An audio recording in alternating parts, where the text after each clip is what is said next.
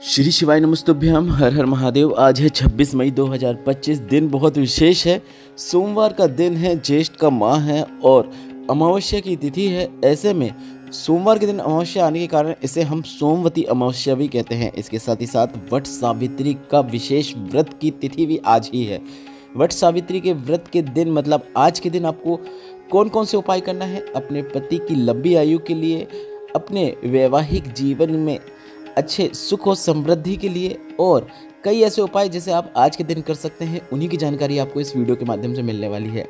सोमवती अमावस्या का एक विशेष उपाय जो कि 7 बिंदी वाला उपाय है। चंदन की बिंदियां आपको 7 अलग अलग स्थानों में लगानी होती है। वह उपाय भी हम आपको इस वीडियो में करके बताने वाले हैं।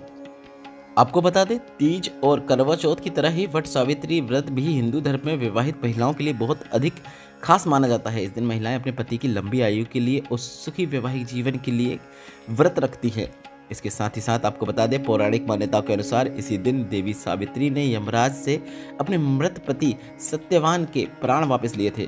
तभी से यह पर्व स्त्री के साहस, समर्पण और संकल्प का प्रतीक बन चुका है। माना जाता है कि वट सावित्री वृक्ष में त्रिदेव ब्रह्मा, विष्णु, महेश का वास होता है। इसकी पूजा से उनके संयुक्त मतलब सभी का आशीर्वाद आपको प्राप्त हो जाता है। इसलिए इस दिन सुहागिन औरतें वट वृक्ष मतलब बरगद के पेड़ की पूजन अर्चन करती हैं।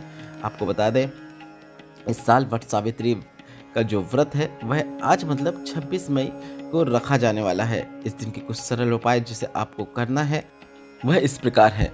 सुबह स्नान करने के बाद साफ वस्त्र धारण करें और पीपल के वृक्ष के नीचे थोड़ा सा मीठा दूध अर्पित करें। इसके बाद उसी वृक्ष की 7 परिक्रमा करें। ऐसा करने से धन प्राप्ति के योग बनते हैं। रुके हुए कार्य भी आपके पूर्ण होना शुरू हो जाते हैं। इसके साथ ही अगर आपके पास कोड़ियाँ हैं, जो आपके पास नहीं है तो आप मार्केट से भी ले सकते हैं। वट सावित्री की पूजा करते समय धन की देवी माता लक्ष्मी को प्रसन्न करने के लिए 11 सफ़ेद कोड़ियाँ अर्पित करें। ऐसा माना जाता है, ऐसा करने से पति की तरक्की होती है, घर में आर्थिक समृद्धि बनी रहती है। इसके साथ ही साथ स्वास्तिक का निर्माण करना है। एक साफ बरगद का पत्ता लें और उस पर कुमकुम से स्वास्तिक चिन्ह बनाएं। उस पर थोड़े से चावल के दाने और एक सुपारी रखें। फिर इसे माता लक्ष्मी को समर्पित करें। ऐसा करने से घर में धन संबंधी सभी परेशानियां दूर होती हैं। बरगद के पत्ते में स्वास्तिक का निर्माण करना है, इस बात का आपको ध्यान रखना है। अपने वैवाहिक जीवन में खुशहाली लाने के लिए इस दिन आप बरगद के पेड़ से जुड़ा एक खास उपाय कर सकते हैं, जिससे आपके वैवाहिक जीवन में खुशहाली 2 गुना अधिक हो सकती है। वट सावित्री व्रत के दिन आप बरगद के पेड़ के नीचे भगवान विष्णु और माता लक्ष्मी की पूजन अर्चन करें। उनकी प्रतिमा के सामने घी का दीपक लगाएं। साथ ही पति के साथ वट वृक्ष के नीचे 11 बार परिक्रमा करें। ऐसा करने से वैवाहिक जीवन हमेशा खुशियों से भरा रहता है।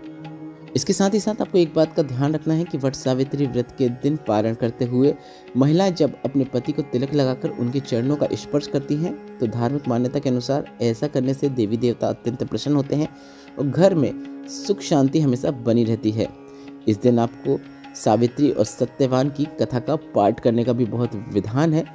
ऐसे में पति पत्नी साथ में बैठकर इसका पाठ करते हैं तो ऐसे में पति को लंबी आयु का आशीर्वाद मिलता है।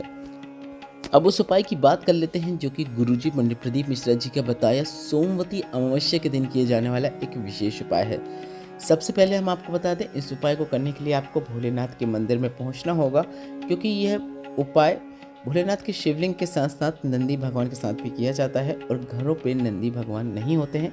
ऐसे में आपको यह उपाय करने के लिए भोलेनाथ के मंदिर जाना ही पड़ेगा। और इसके साथ ही साथ हम आपको बताते हैं, यह उपाय आप आज सुबह से लेकर शाम तक, रात्रि तक कभी भी कर सकते हैं। रात्रि के 9 बजे तक आप यह उपाय कर सकते हैं, क्योंकि इस उपाय में आपको जल अर्पित नहीं करना है, सिर्फ चंदन का उपयोग करते हुए यह उपाय करना है। इसलिए आप यह उपाय आज दिन भर, सुबह, दोपहर, शाम, रात कभी भी कर सकते हैं। अमावस्या की तिथि है, सोमवार का दिन है। सोमवती अमावस्या के दिन आपको यह विशेष उपाय करना है। पहले आप यह समझ लीजिए कि यह उपाय किन्हें करना है।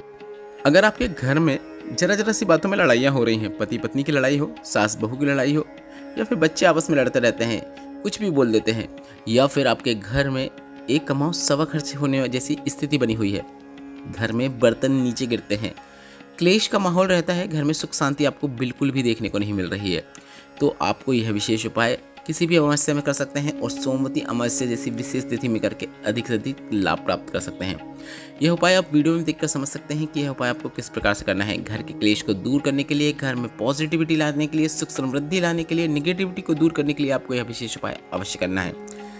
चंदन की बिंदियाँ आपको भोलेनाथ के मंदिर में पहुंचकर शिवलिंग और नंदी भगवान को लगाना है, पर कहाँ कहाँ लगाना है आप वीडियो में देखकर समझ सकते हैं। और आपको चंदन का या फिर अष्टगंध चंदन का ही उपयोग करना है, हल्दी का उपयोग इस उपाय में नहीं करना है, इस बात का आपको ध्यान रखना है। 7 बिंदियों में से पहली बिंदी आपको शिवलिंग में जो गणेश भगवान का स्थान होता है वहाँ पे लगाना है।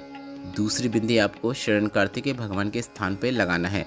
आप वीडियो में देखकर समझ सकते हैं कि उपाय आपको किस प्रकार से करना है। तीसरी बिंदी आपको माता अशोक सुंदरी के स्थान पे लगा देना है। चौथी बिंदी आपको माता पार्वती के हस्तकमल में मतलब शिवलिंग के कटी भाग में लगाना है। इसके बाद छठवीं बिंदी अगर ऊपर जलाधारी बंधी है तो उसमें लगा देना है। अगर ऊपर जलाधारी नहीं बंधी है तो शंकर भगवान की 5 बेटियां जया, विशारा, शामली वाली, 2 तली देव, इनका नाम लेते हुए आप 5वीं बिंदी भोलेनाथ के शिवलिंग पे लगा सकते हैं। पर अगर ऊपर जलाधारी बंधी है तो ऊपर बंधी हुई जलाधारी पे आपको यह बिंदी लगानी होगी। नहीं बंधी है तो आप शिवलिंग पे लगा सकते हैं। इसके बाद छठवीं बिंदी आपको नंदी भगवान जो होते हैं उनके दोनों सींगों में लगा देनी है। नंदी भगवानों के दोनों सींगों में छठवीं बिंदी लगाने के बाद 7वीं और अंतिम बिंदी आपको भोलेनाथ के मंदिर में शिवलिंग पे लगा देनी है। श्री शिवाय नमस्तुभ्यम बोलते हुए, नमः शिवाय बोलते हुए, ओम नमः शिवाय बोलते हुए आपको यह विशेष उपाय करना है। इस उपाय को करने का जो समय है वह अमावस्या की तिथि का होता है, तो आप अमावस्या के दिन यह उपाय कभी भी किसी भी समय कर सकते हैं। इसके साथ ही साथ आज सोमवार का दिन है। आपको एक ऐसा उपाय करना है जो कि आपके जीवन में कभी भी धन संबंधी समस्या नहीं होने देता है। यह उपाय गुरुजी पंडित प्रदीप मिश्रा जी ने विशेष रूप से सभी से करने को कहा है। सोमवार के दिन गुरुजी ने बताया है कि थोड़े ही समय के लिए पर माता लक्ष्मी का वास बेलपत्र के वृक्ष के नीचे होता है। ऐसे में अगर आप सोमवार के दिन शाम के समय प्रदोष काल में, जिन्हें पता नहीं उन्हें बता दें, सूर्य अस्त के 45 मिनट पहले से लेकर 45 मिनट बाद तक का समय प्रदोष काल का समय कहलाता है। इस समय अगर आप बेलपत्र के वृक्ष के नीचे एक लंबी बाती का घी या तेल का दीपक प्रज्वलित कर देते हैं तो ऐसा करने से आपके घर में माता लक्ष्मी की कृपा विशेष रूप से सदैव बनी रहती है और आपके घर में कभी भी धन संबंधित कोई परेशानियां देखने को नहीं मिलती हैं। इस वीडियो में हमने आपको गुरुजी पंडित प्रदीप मिश्रा जी का बताया अमावस्या का विशेष उपाय बताया है, जिसे आप आज कभी भी कर सकते हैं। और यह अंत में जो आपको उपाय बता रहे हैं यह आप किसी भी सोमवार के दिन कर सकते हैं। शाम के समय प्रदोष काल में बेलपत्र के वृक्ष के नीचे आपको एक लंबी बाती का घी का दीपक प्रज्वलित करना है। इस वीडियो में बताई गई जानकारी से संबंधित कोई प्रश्न है तो आप कमेंट बॉक्स के जरिए जरूर पूछिएगा। वीडियो थोड़ा सा भी उपयोगी लगा है तो वीडियो को लाइक करके कमेंट बॉक्स में श्री शिवाय नमस्तुभ्यम या फिर हर हर महादेव अवश्य टाइप कीजिएगा। श्री शिवाय नमस्तुभ्यम, हर हर महादेव।